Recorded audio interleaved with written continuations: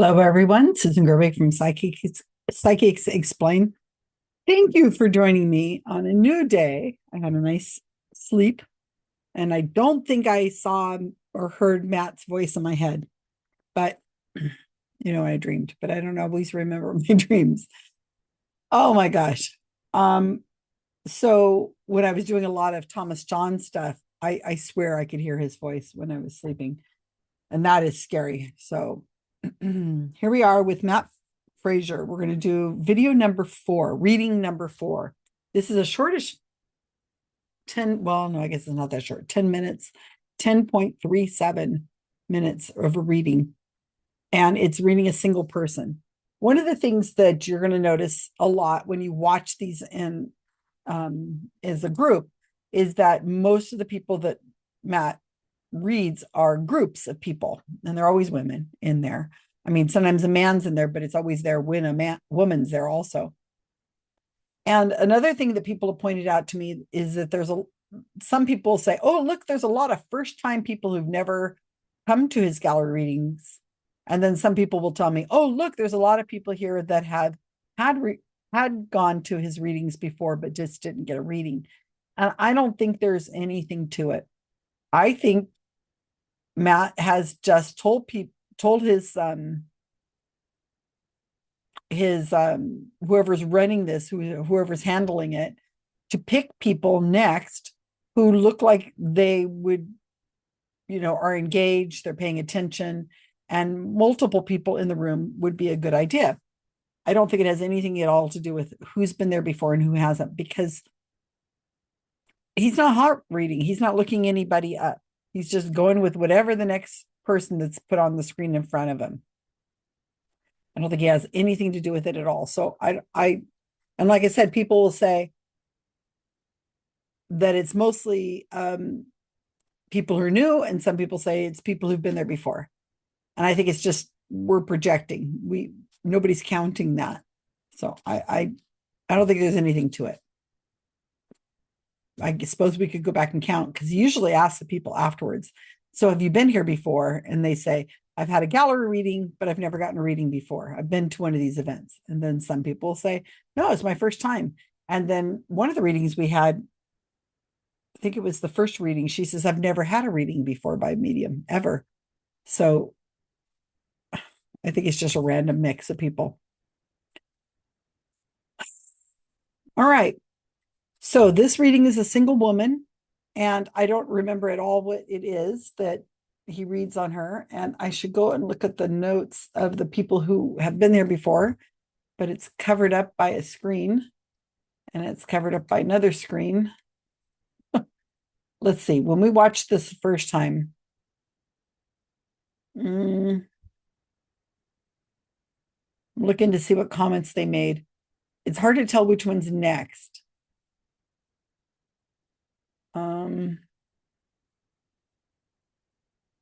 Yeah, they're making lots of comments, but I can't quite tell which ones are the ones that are for each reading, because we weren't professionally trying to do it that way. All right, I don't see anything major. Maybe it'll come to mind. All right, so these are meant to be standalone videos. You can watch just one and watch none of the others in this series of 9. They're all recorded on October 28th, 2025. I'm recording this on November 8th, 2025. And I have blurred the people. To Matt, none of the people are blurred. He can see them perfectly well. He can look at their expressions. He can see what their eyes are doing, all the micro little motions we do with our faces. He can see that perfectly well. We can't, because I've blurred them. I mean, I have the video that shows them perfectly clear, but I have blurred them to protect their privacy.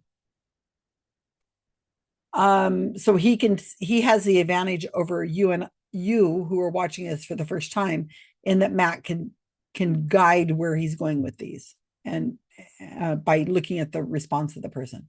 Right? So pens ready, or whatever you're going to do.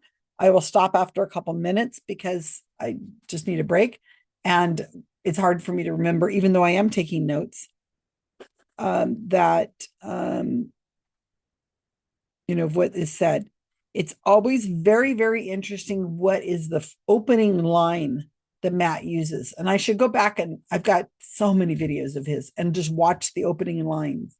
And to do this, you really have to watch it from these private unedited videos, because when Matt does a show like in person and the videos are edited, then we're missing the very opening line. He starts the video with the person holding the microphone and getting the reading, and the opening line that gets him to that person who claims it and somebody hands them a microphone is where we start. So we're missing all that beginning. So this is where you're getting this, and it's fascinating.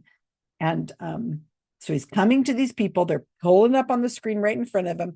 He's making a judgment about them based on their ethnicity, their age, apparent age, their surroundings. He's making a judgment about them that what might fit. And he picks such a very broad statement that almost everything fits all the time. And then he just goes with it. It's cold reading, and he's very good at it. Thanks for being here with me, you guys. Let's do this. I'm in Helena, Montana. Oh, perfect. I'm happy that you're here. Thank you. So first of all, when I'm connecting, your dad passed here in the physical?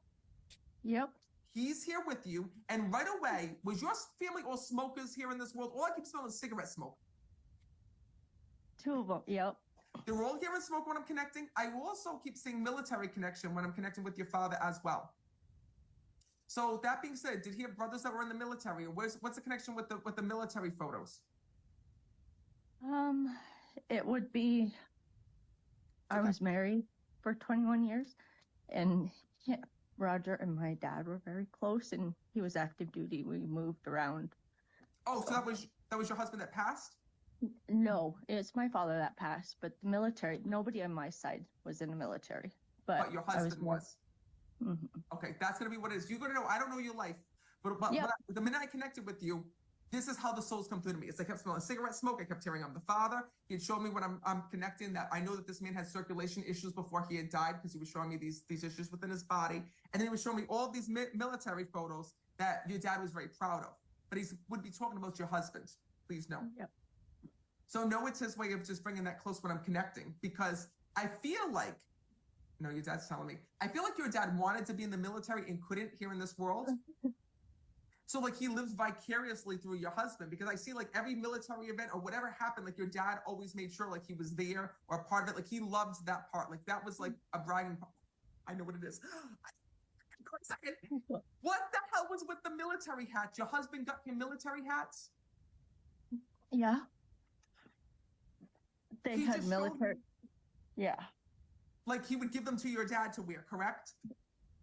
Yes. Okay. Yeah. Your dad? He was a recruiter. Yes. Your dad just showed me like I used to look forward to my hats. He showed me here there were three hats. He showed me the 3 hats that are here that like your dad used to alternate. And it's funny because people used to come up to him and like think he was in the service just like I did, because I see like people coming over and like talking to your dad. And then he would be talking about your husband. Oh no, that's my son-in-law, and talking all about this. Yeah, he was very proud of my ex-husband. Very proud. Please know he's bringing that up, because, like I said, even though he's your ex-husband, right? Yeah. To your dad, he's bringing up these memories that he was proud of here in the physical world. Good. And more importantly, that even though you and your ex-husband went separate ways, I do know that he loved your dad just as much. Because your dad's also telling me that he helped take care of him and provide for him. So listen, even though you and your ex were not able to make it work, please know that your dad is just letting you know in spirit. It's okay. He says I'm happy I got the memories that I did with them. Your dad is also here when I'm connecting with him, because he just said, Matt, I'm sorry for everything that my daughter had to see with my passing here in the physical, because what's so hard with this is that your dad was, a really tough man. And then all of a sudden I'm seeing visions of him not being able to walk here in this world. Yes. And your dad just wants to thank you for trying to be his legs, for literally going and like helping him up, for literally going and like putting so much aside to take care of him. He said, I want to thank you so much. I want to thank you so much for that.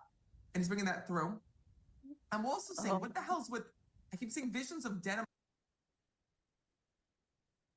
Okay, before he gets to the new visions, that he's saying. Let's go over this. As I said, pay close attention to the opening line. You can't see it, but this woman is in her late 60s, 70s. So the idea that her father would be alive is low. I mean, he's making a judgment call. If he's wrong and her father really is alive, then Matt can go with that, but he can pivot, no problem. But she's in Montana, and he said, your dad passed in the physical. And she said, yes. What is it about smokers? I'm smelling a lot of cigarette smoke. Oh, he can smell cigarette smoke. So Matt can smell things. That's interesting. That's an interesting test. And she says, well, yeah, two of them. So two of them. And military connections. Okay, so Matt is playing the stereotypes. Tyler Henry does the exact same thing when he's cold reading. That you've done a lot of readings. It's easier to just go with what is typical. Now, I don't want to say horrible things about people, but there is a lifestyle in Montana. My impression is that it's outdoorsy, that these are rough people who are like used to being on their own, living on their own, spacious areas, beautiful areas, hunters, fishers, and possibly smokers and military. That kind of fits to me in my mind of those persons. Now, I don't know if that's true or not, but it's a generic stereotype, and I could see Matt is leaning into that. So he starts with the smoking, and that generation, of course, they smoked, right? Nowadays, I don't think he says that of somebody who's young, but I think I probably know 3 smokers, and I know a lot of people. So it's amazing now. What a life, what a different world it is from when I was growing up. Okay, military connections. What does that mean? Any military connection anywhere? That still would be very typical of her father, would have probably been World War II age. And then she starts giving away. She says, my Roger and my dad. So she gives it away. And then she also says that Roger, who's her ex-husband, was a recruiter, military recruiter. And she says, there's nobody on my side that's military. My husband was military, ex-husband, she ends up going to. And Matt's back on, oh, well, your dad had circulation problems and he was really into the military, and he loved your ex-husband, and he was very proud of him, and he's showing me lots of pictures in the military. This is just gobbledygook. Matt's really going nowhere with this. It might seem like it's a fit, but when you sit down and think about it, it's not much of a fit. And what's it with the hats? He gave him hats. Well, she's like, okay, yeah, hats. He goes, well, there's 3 hats, and they're military hats, and your ex-husband gave them to him. Okay, well, he gave him a hat or hats. He said, well, he was a recruiter, and so he gave him military hats.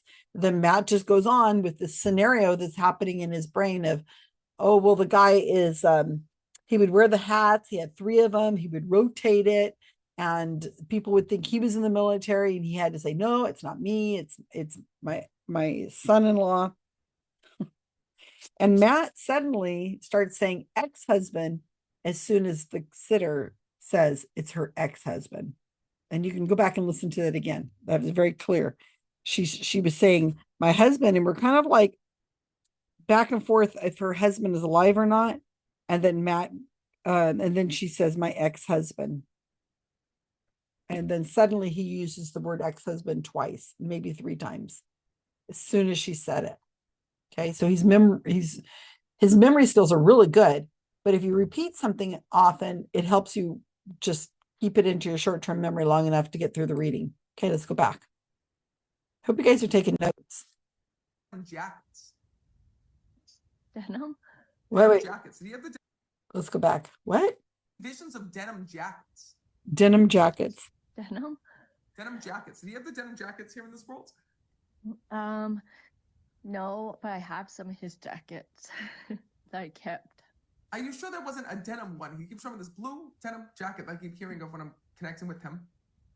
A checkered blue one, flannel. I don't know if that's the one. It could be because he's bringing this through. And if you kept the jackets, that would make sense because he's talking about jackets as jackets. And your dad was also telling me this. Do you know that your dad said to me that even though he was so sick before he had died, he said to me that it was a bittersweet thing because he tells me he got to spend so much time with you before he had passed away. And that there was this closeness that the two of you got that you never had. I know what this is now. Sometimes I'm wondering, like, why do you love to bring up the past, right? It's because your dad tells me that when you were younger and you were with your ex-husband, he had to share you with him. So a lot of times you didn't have communication with your dad. I mean, you would talk on the phone, but your dad didn't know where you were traveling, right? You gave up so much of your life for your husband. And your dad was proud of that. Your dad didn't care. Your dad was just proud that you were happy at the time, that you were with him, that all these things were happening. But I also see that you missed out on time with your father. Yeah. And he tells me that this is one of the regrets that you carry, that you're like, oh my God, I missed out on time with my dad. I gave so much of my life to my ex and all of these things. Your dad needs to let you know to stop remembering the past in a way that's different. That, there's so much regret after your dad had died. And you're like, I didn't realize I gave so much of my life to this man. And I missed out on time with my father. Absolutely. Your dad wants you to know this. And listen, this is the hardest things that we go through as humans, right? Is that your dad said those years were good years that you had with him. So even though it didn't work out long term, that amount of time that you're with your husband were good years, right? They were solid years. Your dad was proud of you. He was proud to see what you were doing. But then your dad tells me you got time back when it really mattered. And that was at the end of his life. Yes, I did. It was good. So your dad said to me that God gave you, he's just telling me God gave you that time with him. God gave you that time with him. So when all of a sudden this came back in circle, right? And you get to spend time with your dad, even though he was sick and even though his body was, failing, your dad tells me that you get to have these deep conversations. You get to talk with him. You get to have all these beautiful moments. And your dad said, don't regret anything. He says, I left this world knowing your love. He loved to share stories with you, and he's bringing that through as well. Now, so hard to listen to. So what happened to the denim jacket? I kept all of Mark Edwards' jackets. I kept my dad's jackets. They were bigger than me. They fit me very comfortably. They're nice snuggly jackets and they remind me of them so much. And they're just good, nice warm jackets to have around. I don't think people get rid of jackets necessarily. So at least you would keep some. I don't know. Where did that go? Why would the dead come back to talk to their loved one and talk about a denim jacket? Does that make any sense? No, it makes no sense at all. And Matt, again, is having these conversations with these people. At the same time, he's having a conversation and listening to this woman. Does that make sense? No, it doesn't make sense either. Okay. So, and he's going on about how his dad didn't get to spend as much time with her because she was married and on and on and on. Okay. She's crying. It's very emotional for her. This is very awful. Again, Matt is rewriting the memory of this woman's life. It is not right. He does not know her life. He is making it sound like her and her ex-husband just went separate ways. They had a really good life for a very long time. We don't know that, and neither does Matt. She could have had an awful, horrible, abusive life with her husband, and we don't know. Also, where are the grandkids? Where are the other family members? Why is dad not bringing those through? He's not even mentioning anything. We know the ex-husband's name is Roger, but Matt might not know that because it was really quick said. He said it really quick. She said it really quick. And I hate this stuff. So yes, I found the thread where I got to put this in place where I can see it. The thread where people were talking about it. And okay. So people are watching this and it says, oh my gosh.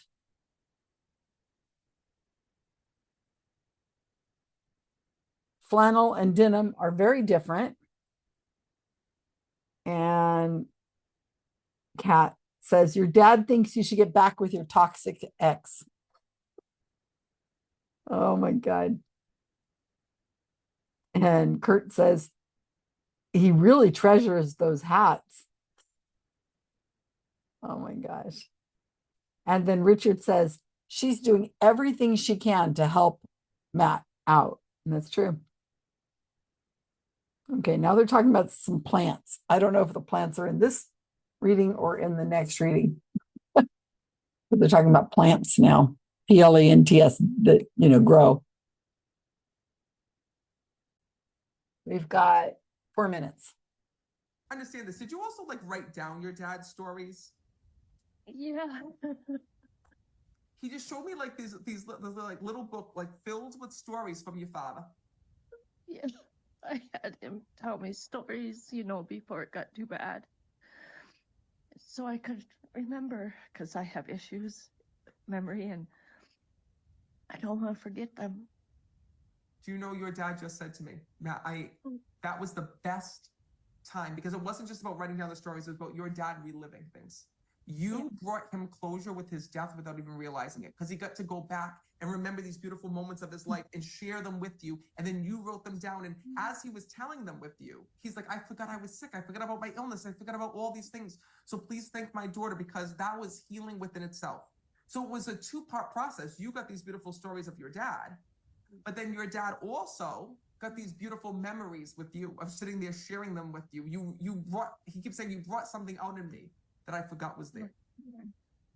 That's amazing. So I cherished that time with him. Your dad just said to me, I just want to thank you. I just want to thank you. Good. Now, is there also Jerry as well? Yeah. Who the hell's Jerry? That's my brother-in-law, but he's alive. Because he's also telling me, I don't know if it was that there was this I don't want to put the bad juju of that. I don't know if it was that people were like, oh, well, he spent so much time with your ex-husband, but didn't spend time with Jerry. But he says, I love Jerry too. I love Jerry too. So I don't know what that's all about. But no, it's his way of just acknowledging that. Okay. And I want you to know that what's so beautiful is your dad says, I know that you're hurting and I know that you miss me.